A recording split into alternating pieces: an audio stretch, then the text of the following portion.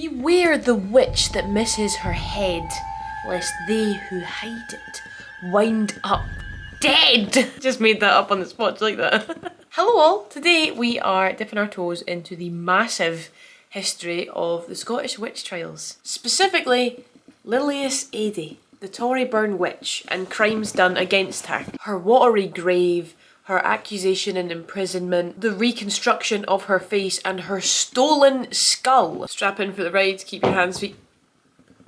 Excuse me? Don't forget to like, subscribe, and ring the bell if you learned something. Pop any questions and concerns in the comments. The bibliography is in the description.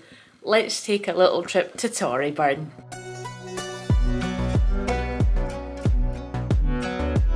Lilias Adie, or Lily, if you like, was a 64-year-old woman from Torryburn in the Kingdom of Fife. That's Fife! Like many other women of her time, and some men, she was falsely accused of witchcraft and quite literally dancing with the devil. And we don't really know anything else about her other than her accusation and her imprisonment. She was imprisoned for 29 days, which included rough interrogation, they called it, plus sleep deprivation. She was forced to confess and died in prison. For those unfamiliar with witchy stuff, the traditional way to kill a witch was to burn her alive at the stake, which is what they were waiting to do with Lilias before she died. We don't know if she died of her conditions, her terrible conditions in the prison, plus her older age, or if she maybe actually took her own life to be spared from burning alive. I hear it's quite awful. What makes Lilias so special is she's the only known witch in Scotland to be buried in an actual grave. Not only that, but for her remains to survive long enough to be photographed, so then a 3D reconstruction can be made of her face and we can actually gaze upon a woman accused of witchcraft. But I'll be actually taking you to the site of her grave a little bit later on. Before we do that though, I want to go through the actual record of her accusation and imprisonment, just so you can get the whole gist, the whole story, the whole shebang. This account comes to us from, I need to read this out because the title is far too long, by the way. It comes to us from the minutes and proceedings of the session of Torryburn, Fifeshire, concerning witchcraft with the Confession of Lilias Adie, which is in Webster's collection of rare and curious tracts on witchcraft and the Second Sight, published in 1820.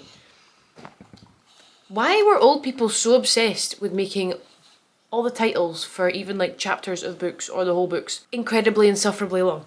Why? I'll link that below if you'd like to read it for yourself, but fair warning, it is pretty dense. But from what I can tell, events went like this. I'm sorry if any of this is wrong or if I've misconstrued it. It was an incredibly boring read and it was written in old-timey speak, some of it. So a lot of it just right over my head. So everybody's in the little pub of Torryburn village at the time, right? Everybody's happy, being merry, drinks are being drank, and it kicks off between a group of women. Vile words are spewed out of drunken fury, right? The next day, a woman by the name of Jean Bizet, I don't know, you tell me. She wakes up and says she's been molested by Satan through the night. Her head was banging. She was lethargic. She couldn't stop screaming and crying. She couldn't sleep. She couldn't walk. And she blamed witchcraft. Not possibly the chance that she maybe had quite a bad hangover. You missed the perfect opportunity to say the demon drink, Hen. The demon drink. That would have been so much funnier. Ah well, anyway. Not only does she blame witchcraft, she blames Lilias Adie as the one who has cursed her. But honestly, to me, it sounds like she can't handle her drink and she's blaming old Lilias for it. But anyway, this Jean goes and visits her pal Agnes and she says to her, "Agnes, beware lest Lilias Adie come upon you and your child." And her whole thing was that Lilias was going to come and kill her in the night and kill her children as well. A 64-year-old woman. Alright, presumably this all links back to whatever argy-bargy was going on in the pub. So at 10 PM on the 28th of July, Lilias Adie is locked up by Bailey Williamson, full on being accused of being a witch. So 29 days go by. She's forced into these rough interrogations and sleep deprivation afterwards to try and force a confession out of her. She's asked for not only her confession, she's also asked for how she met the devil and any sort of witchy colleagues she might have met. But she never gave in. She never grassed anyone up because there were no witchy colleagues. There were no witches. It was all just completely made up and forced. But they still pushed. Eventually she gave in and she said that yes, she was a witch She had met the devil over 100 times and laid with him carnally. And when it came to giving the names of her other witchy pals, she basically said at these meetups, they would all wear masks, so they couldn't see each other's faces. She didn't know any of the women, what they looked like, what their names were. Or she gave the names of witches other women who had already been accused of and were known witches who were already dead. And this treatment was like very widely used, obviously, for this sort of manipulation and pushing into a confession. Once you were accused of being a witch and imprisoned for being a witch, it was either admit that you were a witch and die, or stay imprisoned until they force a confession out of you, or you die from being tortured anyway, because the tortures would slowly get worse. Not just sleep deprivation, that's actually quite a tame one, to be honest. They put big headgear sort of helmets on that had spikes which would go into the woman's mouth so that she couldn't speak without causing herself immense pain, and it was supposed to stop the witches throwing curses or whatever. Or they'd try and drown you, and if you floated you were a witch and you'd die. If you drowned you were innocent but you're dead anyway. Or the pricker. Don't laugh. It was horrible, right? The act of taking the accused and then taking a long needle and pricking various parts of their body until you find the devil's mark, which was basically a point on the body where they would stab and the person wouldn't react to pain. It would be completely numb and they wouldn't feel it, and that was, oh, the devil's mark. Hi besties, me again. Just to further explain the whole witch pricking thing, because I've actually found a really good in-depth source on it, which I didn't have when I was actually filming. Scotland's most famous witch pricker was John Kincaid, and most of them were just like guys who were into torture and wanted to torture people. Surprise, surprise! Why am I doing that like a TikToker? Like, surprise, surprise. I didn't really explain the end of that there. Eventually the woman would just give in and admit that she was a witch because she was under so much intense pain, obviously. Sometimes the pricker would think they'd found the devil's mark because the woman's body would just give out and she wouldn't respond to the pain. Or some of them would use retractable needles. So the woman, like, she'd feel this intense stabbing pain and then they'd switch their needle round and she wouldn't feel any pain because it would be like a blunt end. So they were literally doing it on purpose. If you needed any more evidence that the witch trials were a load of bahookie. So it wasn't just like the deception of religion and whatever clouding their judgment. They genuinely knew that they were making this up. And with that, I bid thee adieu. Go back to me last week sometime. Enjoy. Anyway, back to Lilias. That was a wee bit of a offshoot there, sorry. I believe in the records it said that Lilias confessed a few hours before her death, where her bodies either gave up because of her age and her conditions, or she has committed suicide. And this actually took her jailers by surprise, and this led to her receiving an extra wicked, special, sad kind of grave. Overall, horrific vibes so far.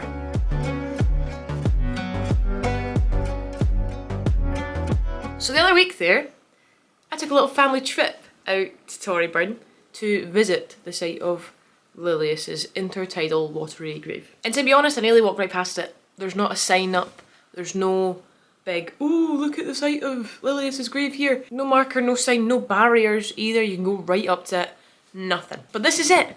A big stone slab in the middle of the beach. There is like quicksand around it, so this is as close as I could get. Also, I should have worn wellies. I was in my trainers. I wasn't going to get my trainers properly like mad sandy. But she is buried right there. Her remains are still under that rock. Most of them. Why was she buried like this when all other witches were burnt at the stake or drowned or destroyed in some other significant way? Let me tell you. The traditional method for killing a witch was being burnt at the stake. And that was because the flames would completely destroy the human body so that the devil couldn't reincarnate the corpse and reanimate it and torture the living with the body. But also because the flames were thought to cleanse the woman. I say woman.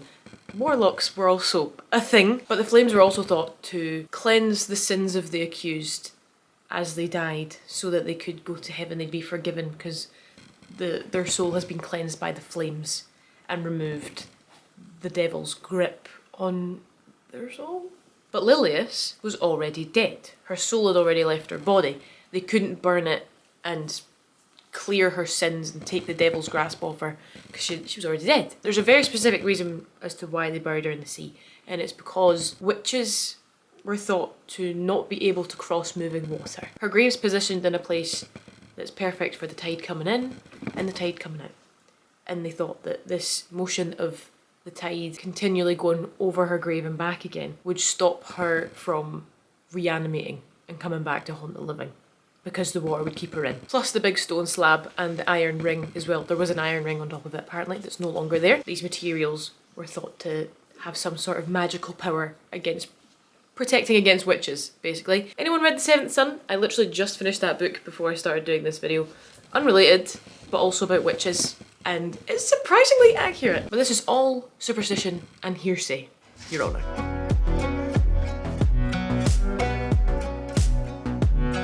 The skull of Lilias is missing to this day and has been missing since 1938, although I believe the rest of her is still under that stone slab that we just visited a few moments ago. In 1852, a phrenologist, an antiquarian called Joseph Neil Peyton, wanted her grave opened so that he could study her skull, study the skull of a witch. For those unfamiliar with phrenology, it was a pseudoscience. It's now a very proven pseudoscience that was very prevalent in the 17 and 1800s. Their belief and their theory was that the size and shape of your head influences not only your personality but your brain's functionality, and they would sort of claim those with smaller, weirder shaped heads would be lesser human beings than those with larger, more normal shaped heads. As you can imagine, it was founded in racism and discrimination, obviously, which is probably why this guy's went, I want to study the skull of a witch and see what it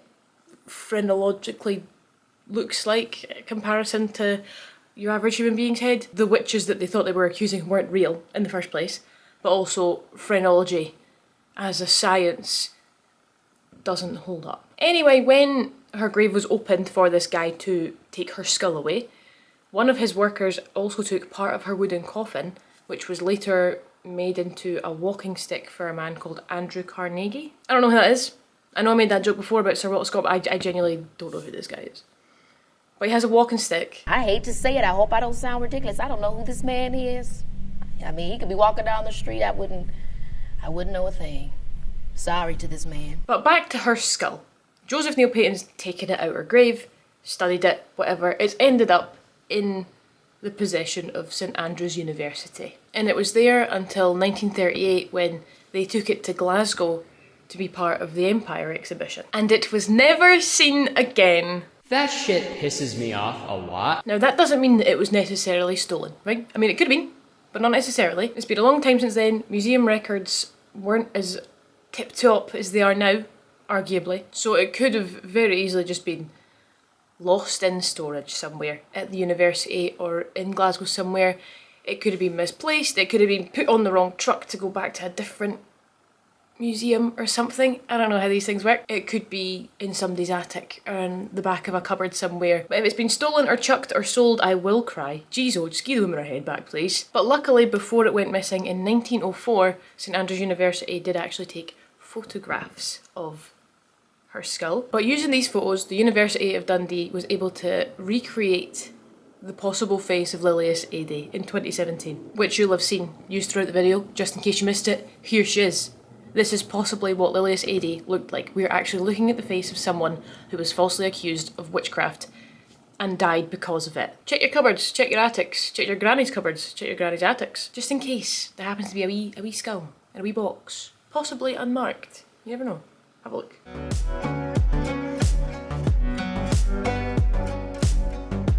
The Scottish witch trials took place from 1563 to 1736. Men could also be accused of being warlocks, but 83% of the accused were female. These witches and warlocks were simply victims of their surroundings and nefarious ulterior motives of their neighbours and other people around them, simply for being a bit different, or if somebody wanted their land, or if they're maybe a wee bit jealous, they would just go, "Oi, you are a witch," and the whole town would turn against them. Even if you were sticking up for a family member and saying, "Oh no, my wife's not a witch, my sister's not a witch," you would then just be accused yourself as well. So there was that aspect of fear of, if I try and save my loved one, I am also going to die. And to be honest, I feel for Lilias, I really do. As a left-handed individual with curly hair naturally, this is not natural, Jesus Christ, is bright blue, but with naturally curly hair, freckles, left-handed, born on the 13th, I really feel for our Lilias here. When I was in primary school and I went to Mary King's Close, the woman who worked in there actually said if you were alive at this time, you would die because you'd be assumed to be a witch because you're left-handed. The fear that went through me, I tell you. The fear that still lives with me to this day. That's trauma she's gave me. So to apologise to Lilias for her terrible mistreatment and to all the other witches and falsely accused warlocks, let's get word out there to find her head and give her it back so she can receive a proper burial that she wasn't allowed simply because some lassie who couldn't handle a hangover, in my opinion, decided to blame her for it. I know I have a fairly small following in here, but it's just a case of one of yous knowing something, or one of yous knowing someone who might know something.